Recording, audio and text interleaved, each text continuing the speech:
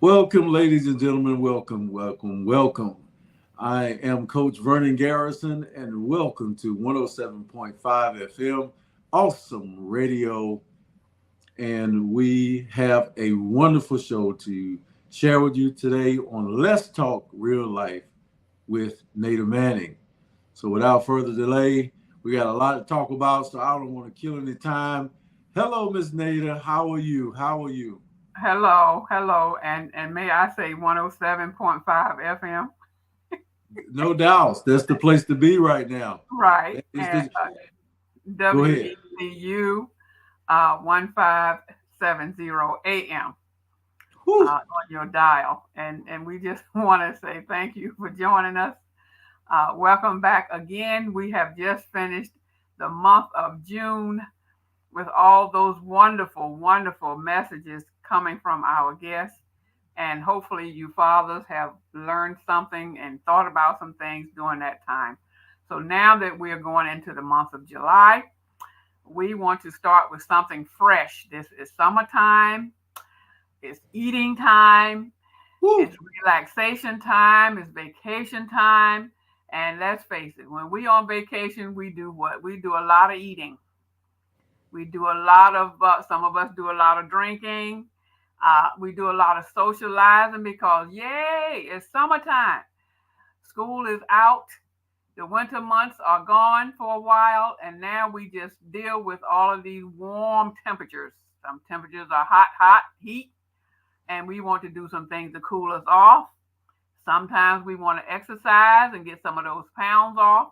But now we're going to talk about the subject of a meal plan called Mediterranean diet. Now, as you go into this month of July and August and part of September, we want to help you to keep in mind of the things that we are talking about on the pros and cons of the meal plan. So tune in with us. Coach Garrison has a lot of information he wants to share. I might have 1 or 2 cents to put into it, but I think he's going to carry the bulk of it. I guess I don't know. He might surprise me with some unethical questions, which it's okay. It's all right because Yeah, we what she say? Unethical questions. we moving right along. So now let's get on with the show. We turned it over now to Coach. He's going to say some things, and then I'll tune in when he's ready for me to.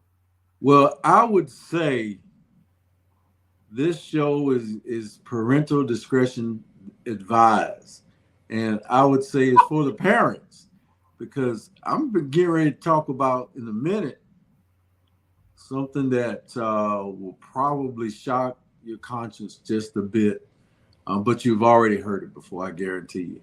But they call it the Mediterranean diet. That's what they call it, meaning what we eat. And what we're talking about today is a meal plan, the opportunity to eat crisp vegetables, to eat less red meat, but more pointed towards getting protein in our bodies. Uh, those things that allow our immune system to maximize its potential, those things that allow our bodies to fight off diseases and be prepared for pandemics and things of that nature. Those things that we eat should be the catalyst to allow our bodies to perform at optimum levels all the way into the term of life that God has given us. Some say people used to live, well, some say the Bible said people used to live hundreds of years. And you wonder what were they eating? Or was that just God's gift when he give them a body that will live that long? Mm-hmm. What's the oldest person that you know of, Miss Nada? Oh, I don't know. I don't have a relative that's over 100, but uh, I guess maybe 90s in the upper middle 90s, 95, 96. Wow. I think I had a great uncle that lived that long. I think I did. I'm not sure. Um, but I certainly read about some seniors that have lived to be 101, 102, 103. Oh, now that I'm thinking about it, Uh, I think at my church, our pastor's grandmother was 100 and something. So yeah, I knew her for at least 2 or 3 years before she passed. But other than that, I don't know anyone personally. if you're watching the show, put in the on Facebook, put in the comments section the oldest person that you know or that you have had interaction with at a certain time. We'd like to hear that. A little homework, a little get involved in the show type thing. I would love to see. Now, I have a real dear friend of mine who is 90 Okay. and he just turned 90. But I did some family history on him, and a lot of his sister just turned 99. His family has a lot of people with longevity, if you will. Um, Before we get into that, I'm just going to go ahead and talk a little bit about um, the Mediterranean meal plan. It might be the closest thing to an antidote for our ills um, that besiege Black men. Hear what I say now. The diet may be the closest thing that resolves our medical, clinical issues when it comes to Black men. The Mediterranean plan is plant-based, heart-healthy pattern of eating that emphasizes fresh fruits and vegetables, whole greens, nuts, legumes, and lean meats like seafood and poultry. Um, the produce serves as a centerpiece of the meal instead of the meat. Okay, under this plan, things like olive oil is the primary source of fat. So what I'm saying, if we adjusted our lifestyle, let's see how I can get across to most of our listeners. If our lifestyle began like this in public school, where you had possibly, I do want to ask you, Ms. Nada, what did y'all eat if you did go to public school? I Um, was ready to answer that too. I was going to ask yeah. that. So, and I'll finish this point, um, and then I'd like for you to share. But if it began in public school and at home, then we would be a lot healthier. You would see a different people.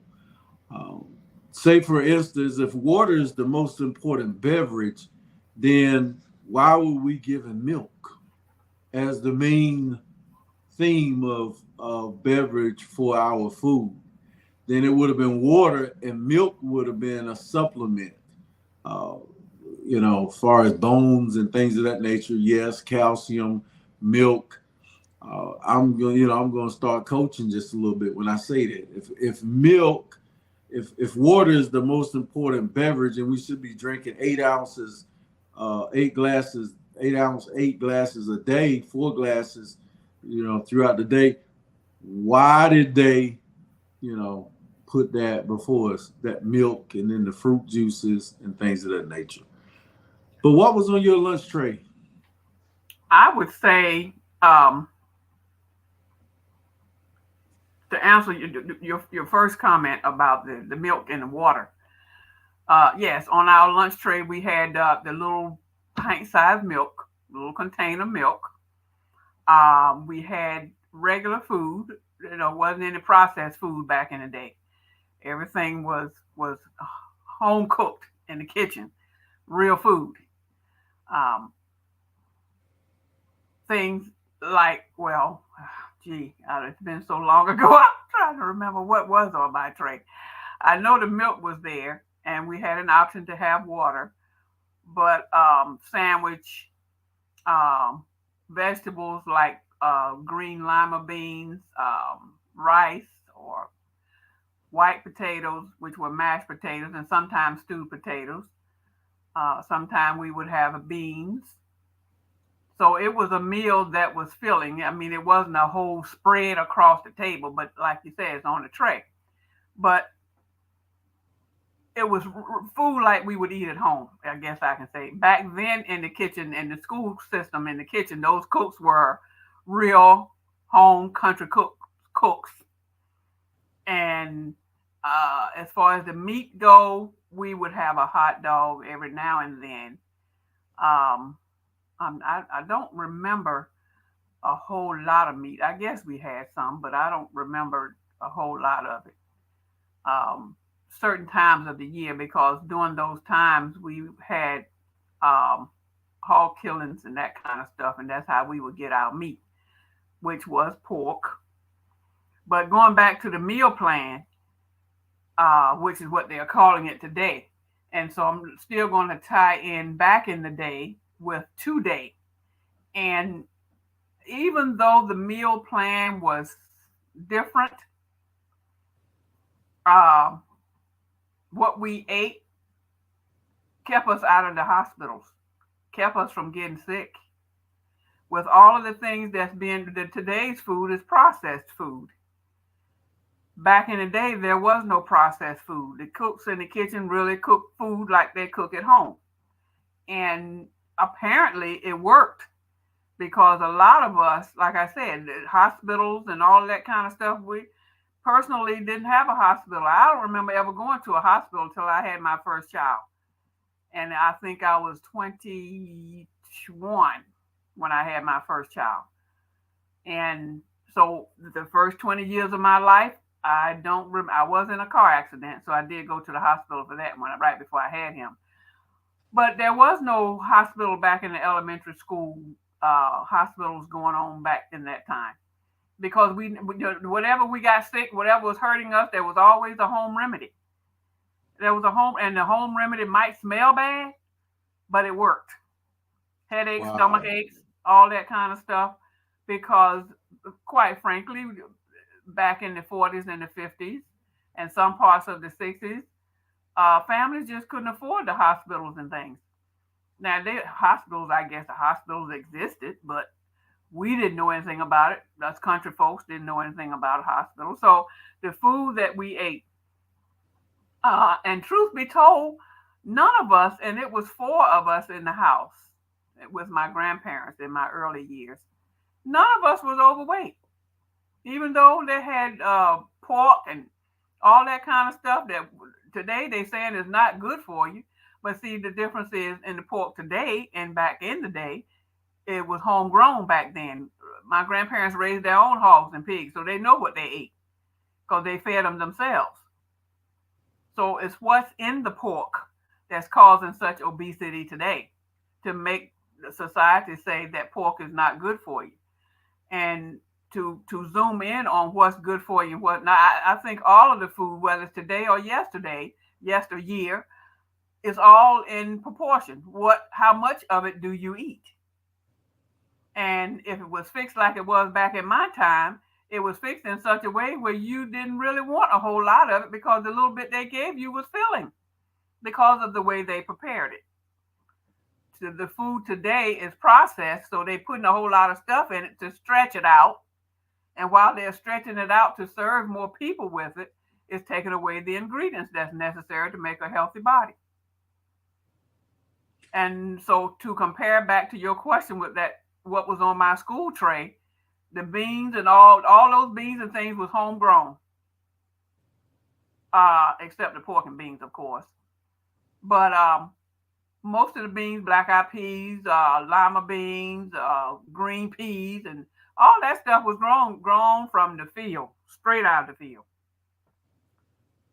So that's what made it more healthy then than it is now. And a lot of us, including myself, obviously, I'm still here, had a pretty healthy life. Wasn't a whole lot of sickness and stuff going on. My oldest relative right now, I think he's 88 or 89, and he is the oldest one, and he has always been in the South. the rest of us decide we want to be grown and go up north. So when we went up north, we ate some of that processed food. So the different kinds of things that might have occurred in our bodies at that time came from being up north around a whole lot of product that was processed instead of staying in the country. Well, the country wasn't hitting on much, so we had to, skip town and go somewhere where some happenings were, some jobs. And that's what happened to us. So I feel like I'm in another school. I feel like I'm in another class now, like we were with Mr. Ben. Why did y'all let society go?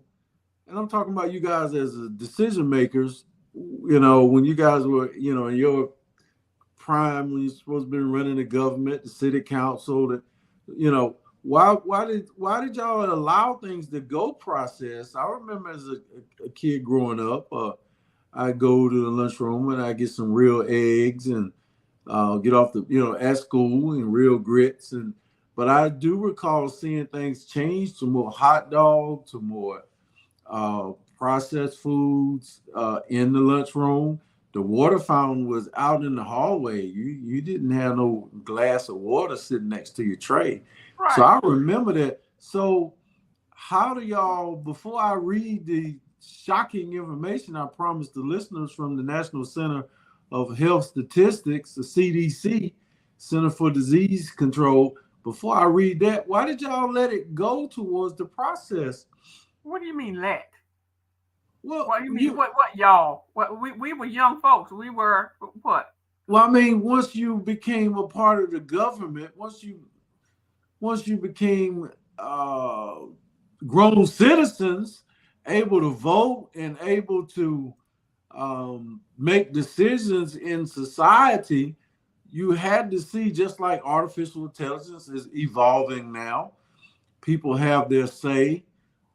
Whether to use it on TikTok or not, people vote based on certain movements, abortion. The people are largely using, the ones that are in government are some of the folks that are yours and my age. But now you have to remember the times during that time. We're talking about different eras here. Yeah. So during that time that I was of age to work and be a part of, the availability of such technology did not exist. We, as the years, as each generation increase or come about, the people are becoming wiser and more vocal about various topics in society.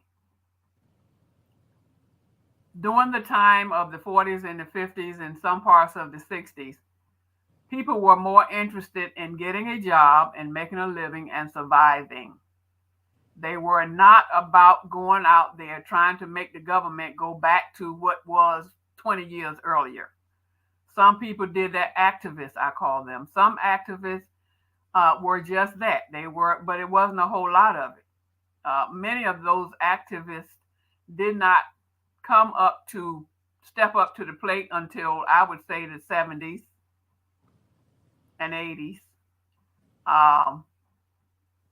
That was around, I can't think of his name, but one of the main activists that voiced opinion about this and that and other in the political world. But we just weren't about that. We just was about surviving and taking time to go to the government or go to the citizens of the courthouse and make all of these points and this and that. No, if that wasn't going to put food on our table, we were not going to go there. We were all about surviving and taking care of our family. Today, you have the younger, younger than I am. They are more interested in making a difference. Even with the voting, voting existed back then, but it wasn't pushed as much then as it is today, meaning over the past 20 years. It's just a big difference in the different people, different frame of mind. So you're saying, why did we let things happen? Why didn't we step up and voice our opinion about it? Because it was not on the top of our list. In our time back then, The government and everything else that was going on was above our head, and we were just trying to survive and stay above ground and live from day to day to make ends meet. The government wanted, this is a thought that crossed my mind, the government wanted to find ways, the military wanted to find ways to get more food and to put food together to send to the soldiers in the field. Spam was invented. I remember watching that documentary, and it was like the greatest gift from God. But that's a processed food, if you will. And for that, other sausages and other things, so maybe, and I know that canned meat was one of the major inventions. So that might have led the way for a lot of other canned meats. So I'm just using my common deductive reasoning here. Right.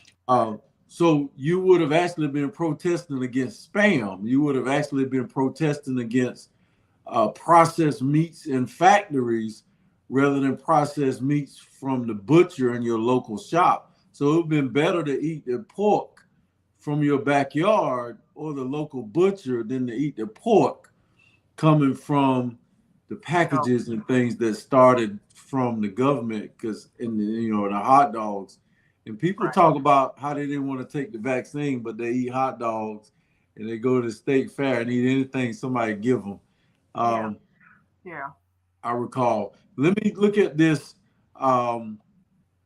If you could see the future when processed meats actually started more, things like pizza and stuff like that begin to get processed in my young life. I saw them happen. I saw we were eating real pizza at one minute that only came from a pizzeria. The next thing you know, pizza was coming in the freezer in a frozen box with TV dinners. So I saw that. That Salisbury steak, boy.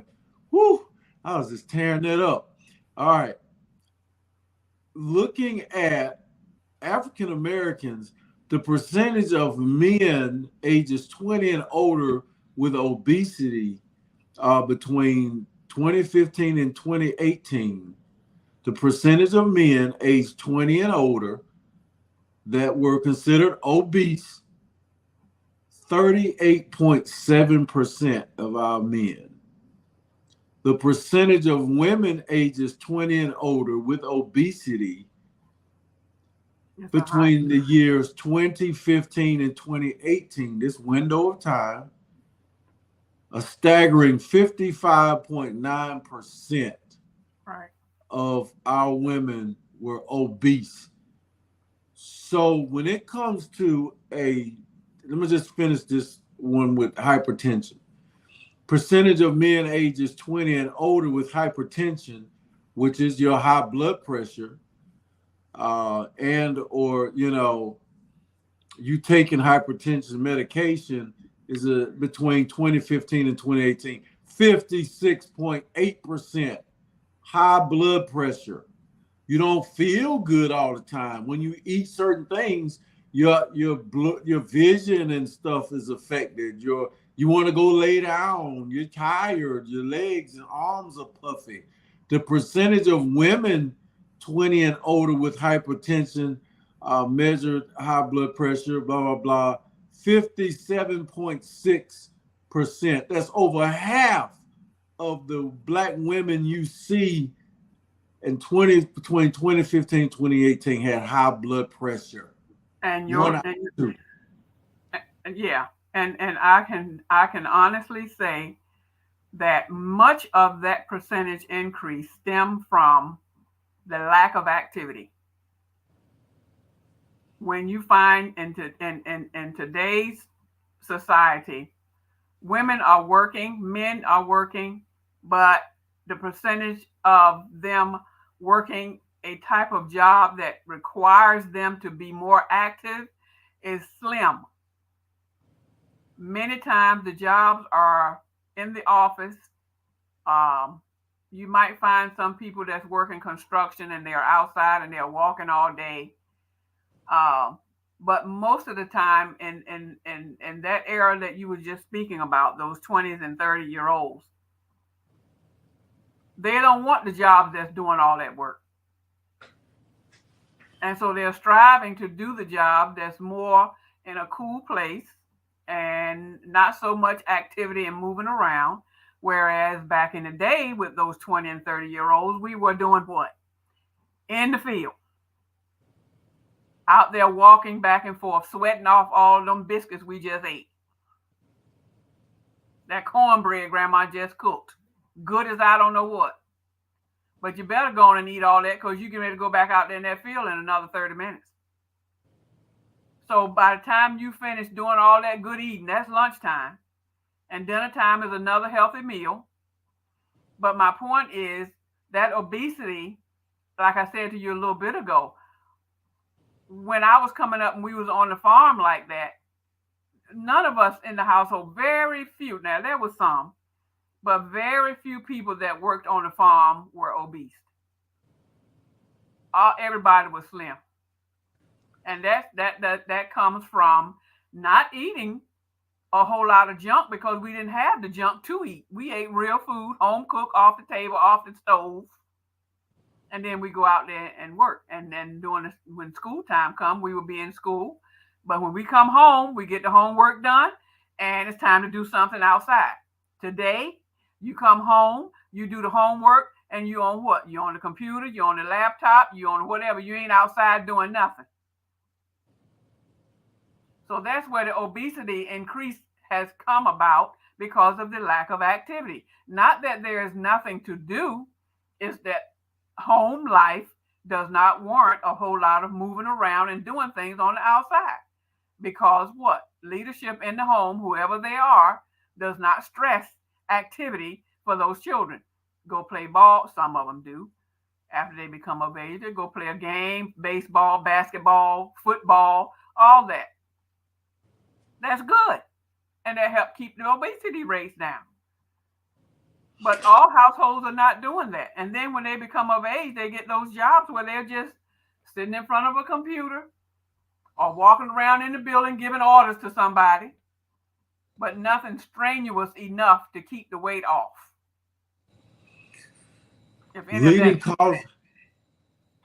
Leading causes of death: heart disease, cancer, artery clogging, foods. Now, I can personally talk about the cancer. I don't know about heart disease, but cancer can stem from many things other than what you eat. Cancer can stem from your life and what's going on in your life, the way you handle what's going on in your life. It's not always about food. I know a lot of people that have cancer today and had it and have passed away or still here. And it wasn't because of what they ate, because they're keeping their weight at a minimum before they got the cancer. But it's what's going on in their life that causes it. So it can be a mental and emotional stress on a person to cause cancer to occur. It's not always about what they ate. So I have to say, on behalf of the cancer survivors and those who have not survived, it is not always about what you're eating or not eating. Stuff happens. Life kicks in because we're talking about Let's Talk Real Life show, folks, which I have not said yet because we've been so in tune with this conversation on this meal plan. Let's Talk Real Life. And this is some issues that really come up in today's times and yesterday's time. So I am your host, Nada Manning, and this is my co-host, Coach Garrison. We're talking about these things to hopefully put some highlights on some of your eating disorders, if there are any, or how you're handling with the stress that's going on in your life. Talking about the cancer thing, or I would imagine heart disease can be, I don't know a whole lot about that, but I would imagine heart disease can occur the same way if some type of strenuous activity or whatever is not going too well in your life, and just goes all out of haywhack, I guess. And that's pretty much what I wanted to say about it. I wanted to zoom in on that cancer part because I am a cancer survivor, and I'm not the skinniest person in the world, but I'm not the heaviest person in the world either. Yes, I can stand to lose some pounds too. I'm not exempt. But I can say that my cancer did not occur because I was overweight. Okay. We'll give the people some more information here, ladies and gentlemen, related to the Mediterranean diet. There was a beautiful, well versed information you just delivered. That was excellent. I like the way you presented that. Now, according to the American Heart Association, sticking to the Mediterranean plan can play a significant role in preventing heart disease and stroke. It also reduces the risk factors such as obesity, diabetes, high cholesterol, high blood pressure. This type of plan practiced by people who live in countries around the Mediterranean Sea, like Greece, Crete, southern Italy, and increasingly being recommended. Why is this type of food being recommended? Because these countries display low rates of chronic disease,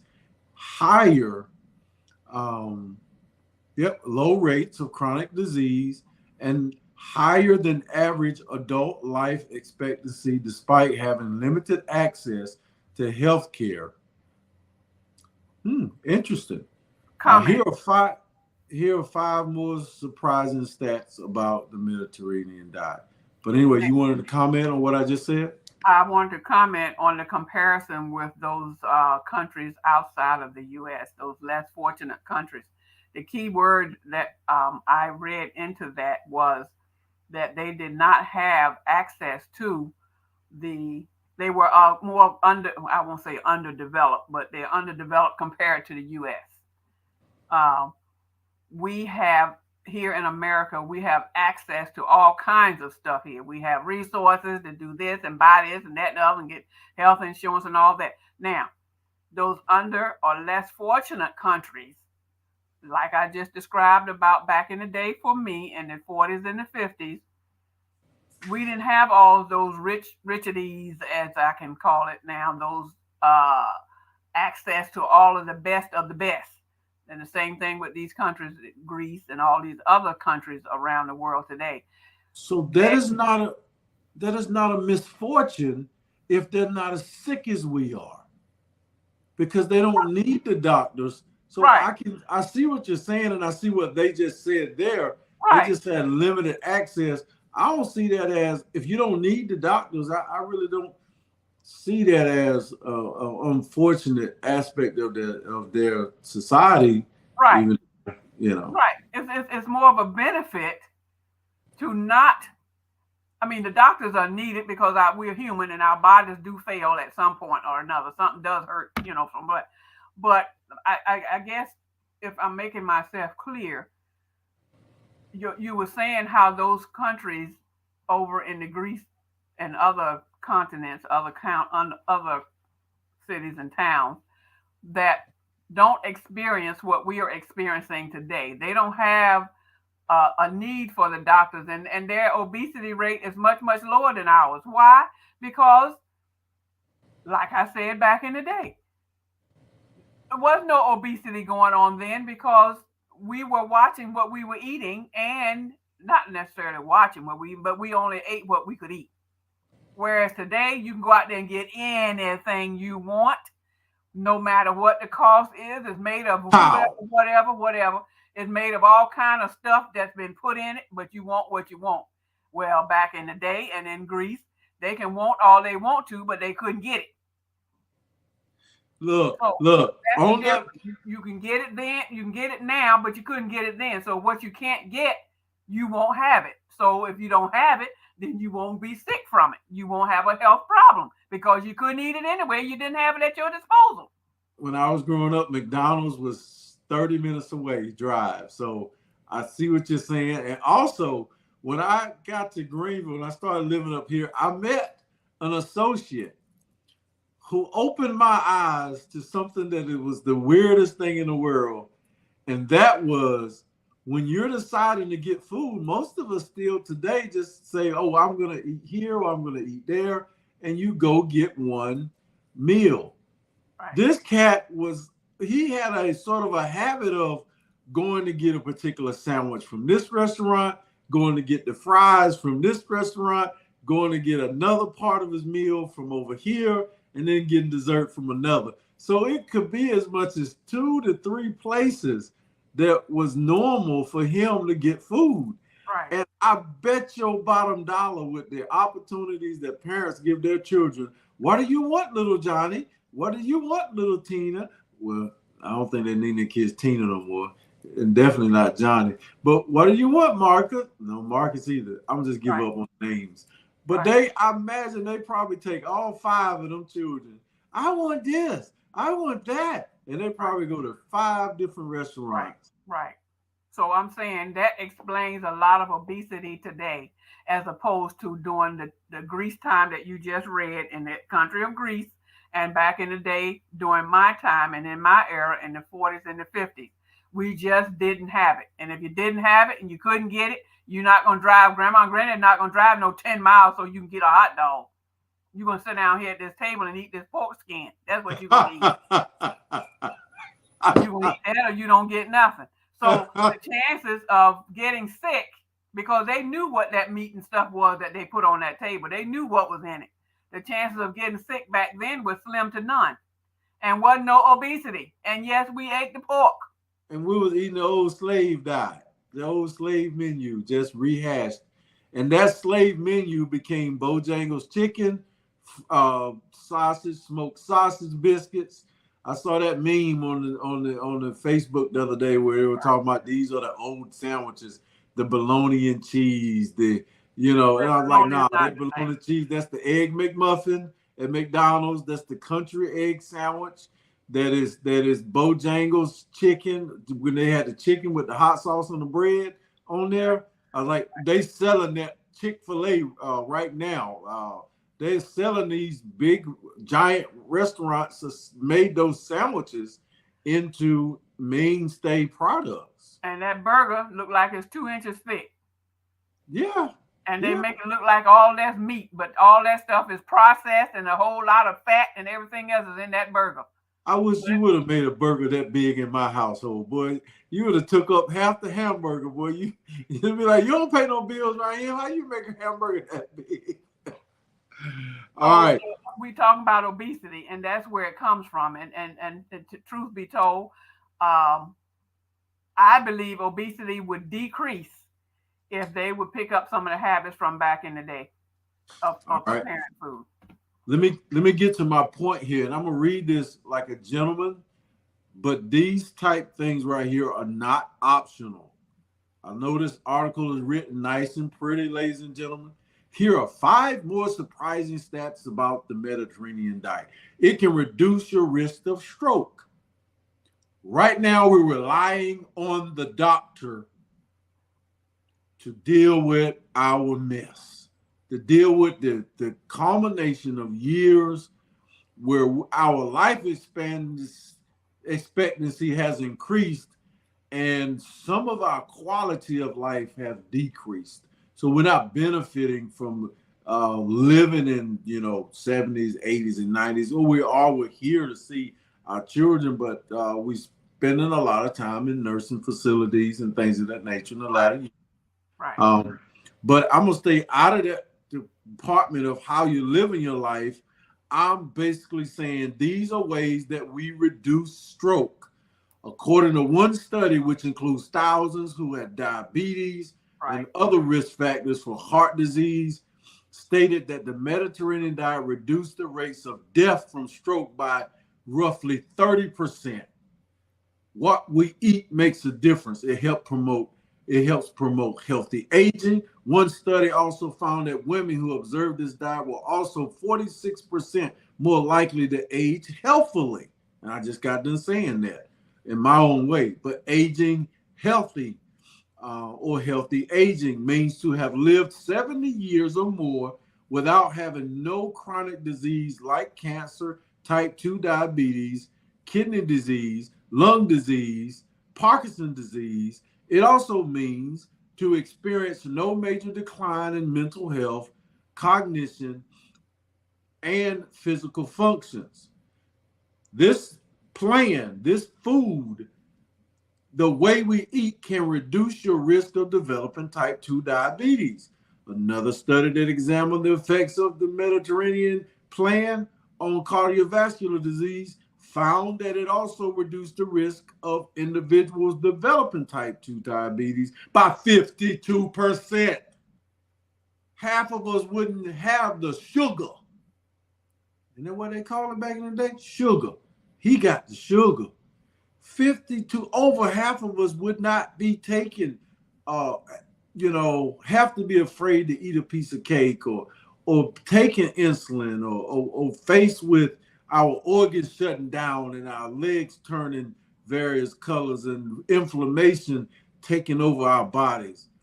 Another thing, I'm not trying to keep talking negative either.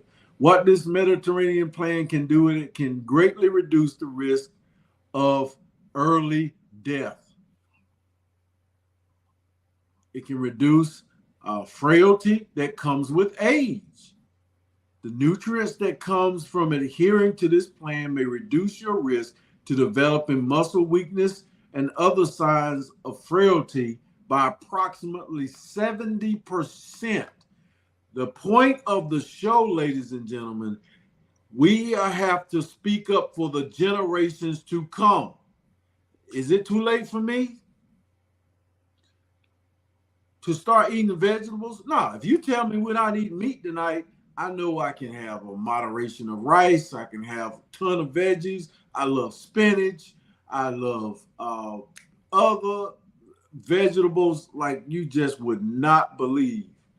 I can eat squash. I can eat spaghetti made out of eggplant.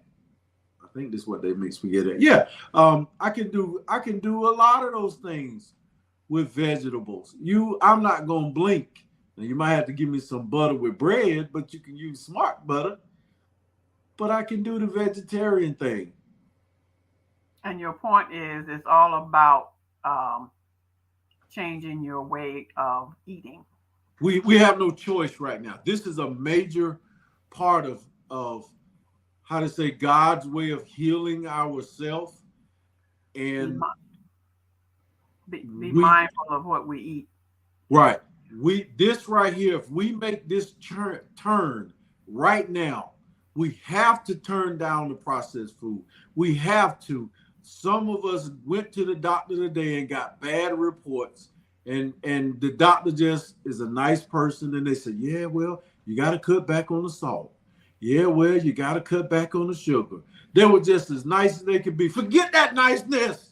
We gotta, boom, ram this home. We got to get back to the basics. We don't grow our food in the backyard anymore. You tell a kid about growing a tomato, they're going to tell you they don't even eat tomatoes. Okay? If it's just ketchup on the package, then that's ketchup. That's not tomatoes in their head. Yeah. So, you know what? It might not be because the little package we get, we don't read what's in them. We just put it on our stuff. So there's no way we can keep asking God to heal us from our self-inflicted lifestyle when the earth is still here. We want a tiny house and an apartment, but we don't want a house with a backyard to grow no food because we don't have to. We go to the grocery store where they grow nothing. Well, that cuts that off right there, huh? Period. They grow nothing, period, huh? They sit it outside in front of the store like they grew it, but that's just mostly flowers. Yeah. I can relate to, pretty much everything that you have said. And yes, we do have to monitor our lifestyle when it comes to eating. Some of us, I did a little bit of looking up some things myself and pros and cons of this Mediterranean meal. Pros would be balanced and flavorful, promote health, good heart health, like you said, the diabetes prevention and management, mental health, the weight, the inflammation. Now, I obviously your salt intake has a lot to do with your mobility in your body, swelling ankles. But I know some thin people that still have swollen ankles. So I dare say it's not always about the weight. Well, some of it is also we're a compilation. This is a new thing I'm on here. We're a compilation of our ancestors. And I know as soon as I said that, they're going to be like, oh, he on that stuff too. No, I'm a compilation, a combination of my mom and dad. They were a compilation or a combination of their mom and dad. At any one given time, I'm probably acting like my granddaddy or my great granddaddy or my great great granddaddy. We all are made genetically up of people. And so we share their medical history as well. One of the first things the doctor asks you is, who in your family have experienced what? That's more important, more essential to his treatment or her treatment than you think. So something may pop up in our bodies that came from generations ago. And that's true. That's true. Genetics. So some of the cons would be the fact that some of the food is costly. Talking about this Mediterranean plan. Some foods are costly. Additional guidance is necessary for certain conditions. Some dietary restrictions may be challenging for some. Also, allows alcohol intake. May fall short on some nutrients, this Mediterranean plan. No specific guidelines to follow on the Mediterranean plan. And it can be time consuming because the time consuming part with the Mediterranean plan is preparing the food yourself, taking the time to prepare the meal, not go out and buy it already fixed, Lifestyle. Take time and get in front of that stove and put the pot on the stove and put the food in the pot and cook it. Lifestyle. Yourself. We working 12, 14 hours a day because we chasing the bag. Over in Winterville, when I was at that particular town hall meeting before they started to expand and grow, they're not going to let anymore. Some states don't allow fast food restaurants in a certain miles. It was killing the nuclear family when somebody come in, what do you want for dinner, honey? I can stop by and bring it home. And the families, and they bring in bags and the families go their separate ways. They don't eat at the table anymore. Right. You see a drive-through line is wrapped around the building. That means we're not going in, sitting down and fellowshipping. It kills the family. So when you talking about whether you got time to cook or not, no. You got an alternative lifestyle you're trying to feed that won't let you cook for your husband, that won't let your husband cook for you, and won't let you get no nutritious food because you want the nicest Cadillac on the block rather than to be able to go to Fresh Market and to buy the most expensive things that are the healthiest for you. Foods with color is what Mediterranean has. The crisp colors and the pigments of those skins is where the medicine is in those fruits and vegetables. Right. Every meal plan, to me, this is my thought. Every meal plan is not for everyone. Every meal plan is not for, and that's all kind of, you got Mediterranean out there, you got 2, 3, 4, 5 other kind of meal plans, but it's not for everybody. So when an individual decide what they want to do with their bodies, they need to find out what's good for them. And that don't mean going out buying 2 or 3 rotisserie chickens and eating half of it before you go to bed that night. Rotisserie chicken is good, but you have to be sensible about what you're going to eat. Lifestyle. Right, lifestyle. Monitor your intake and exercise. I think that's key. Monitor your intake of food and exercise. Don't just eat that rotisserie chicken around meal and it's, you went back, got seconds, and now you're sitting in the chair watching TV and the food is just sitting there on your stomach. Monitor, like you said, this is the lifestyle. Try not to eat so late at night because you're going to be going to bed soon. Monitoring your lifestyle. You have to change the hours that you're going to be doing certain things. Some people work at night. Medical folks work at night. They have a night shift. Okay, That's understandable. Again, it's the lifestyle. So what we want to do as we come to a close here, my last comment is know your body. Everybody is not the same. Know your body. What you can take in your body, the next person might not be able to do that. Same thing with exercising. Everybody can't exercise the same way, but everybody can do something.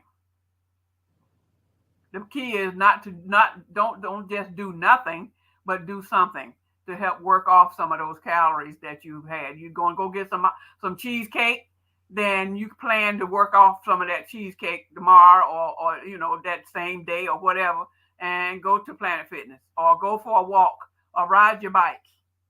That's helping to cut down on the calories to help prevent this problem of obesity. So we won't develop these heart disease issues and some things that's caused by cancer, blood pressure problems, and all of that kind of stuff. So lifestyle. That's what the meal plan is. It's a lifestyle that most of us, not all of us, have to adjust to.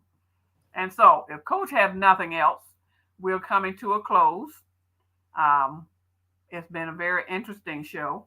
Coach, did you have anything else? What we talked about today is not an option. Let's not punish our children and our future generations because we're not willing to change. Let's change our diet. Let's work hard. If you change one meal, I'll be satisfied for a moment. But if you could, then that you can change it for a lifestyle. Let's just work on that and get it done. And I think that if it's a family, a household with children, everybody can work on being on the same page. Whew. Be on the same page. Not let some do a diet and then the other person, nope, I'm not going to do that, or I don't feel like that, or I don't like that, and this and that. Everybody can be on one page and make it easier for everybody. And everybody might not be obese in the household, but those that are not obese, you can go along and eat some of the things. I didn't say everything, but some of the things that the other folks are eating so that you can keep your health. If I had it to do again, there were times where I was too weak to stand up and say, no, we're going to eat this and not that. We're not eating chicken McNuggets. No more discussion. Some people are going to have to stand up in their household and their children will thank them later and curse them now. Yeah. I'm done. All right. So now we're coming to a close, folks. Father God, thank you for this time. Thank you again for an opportunity to speak on something yet different, but much needed. And we give you the praise as we move forward in our own lifestyles, as we live by example is a good thing to go by. And that's part of the word too, with some of the messages and scriptures. We live by example. And one thing that we can do is to change our lifestyle and eating. What we eat, how we eat, when we eat, and how much we eat. So we thank you, Lord, for this knowledge, this information, the resources that we came up with to share this information across this whole world. Whoever is listening out there, I pray that you would pay attention to us, take heed to us, and practice some of the things, and do send us a message. In Jesus' name we pray. Thank you. God bless you all. Until next time. Amen. 107.5 Awesome Radio. Love you guys. See you on the next show. Amen.